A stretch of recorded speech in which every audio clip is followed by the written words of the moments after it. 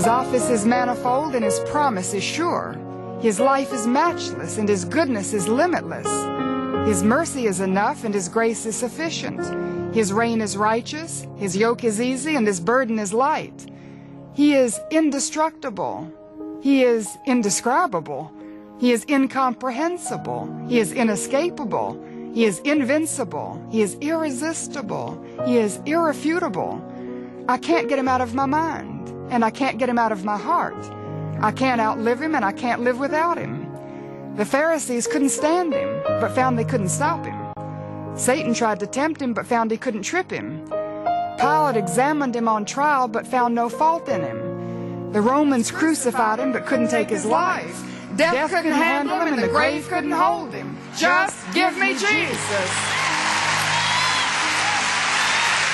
Amen.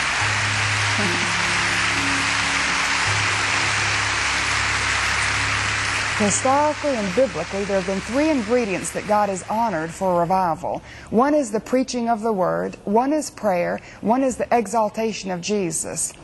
So my ministry, Angel Ministries, is going to hold revival events free of charge, so actually anyone can come. You can come if you're rich or poor, you can come if you're black, white, Hispanic, or whatever nationality you might be. You can come if you're young or old, whoever will may come.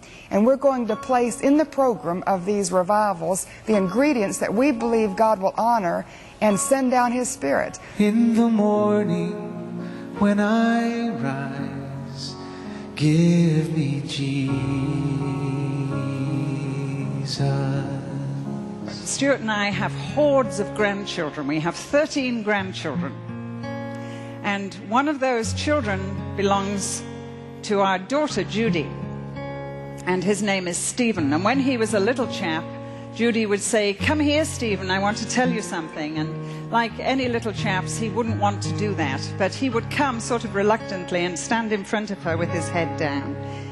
And she would start talking to him and she'd say, "Look at me, Stephen, look at me." Well, he wouldn't. So she would get down and grip his face in her hands with an iron grip, and he'd be left sort of hanging between her hands. And then she would keep at it, "Look at me, Stephen, look at me, Stephen, look at me, Stephen," until in the end his eyes, which were rolling to the right and the left and then all the way around his head, would focus. When she got his attention, she'd always say the same thing. "I love you, Stephen. I love you, Stephen." And then, still gripping him, she'd tell him what she had to tell him. And you know what? That's a wonderful picture of prayer. And I believe what's going to happen in this hour is that the Father will take your face in His hands. And He'll start, you'll hear His voice internally saying, "Look at me, Stephen." And by the time we're finished, your eyes will stop going to the left and the right and back home and around. And you'll look at Him. And I tell you something else. The first thing you'll hear is, "I love you, Stephen." And then I believe, and I've no idea what He's going to say to you, I only know He's going to say it, that you'll hear what He wants you to hear. We're still looking.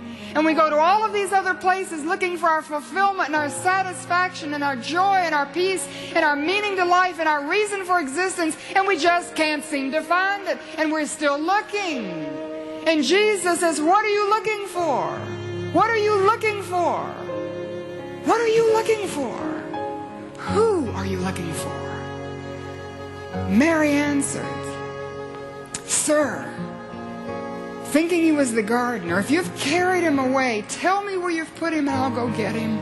Oh, sir, just give me Jesus and I'll be all right." We're asking that you would join us and support us, not only in your prayers, but in your presence as we cry out to God and ask Him to just give us Jesus. Give me Jesus.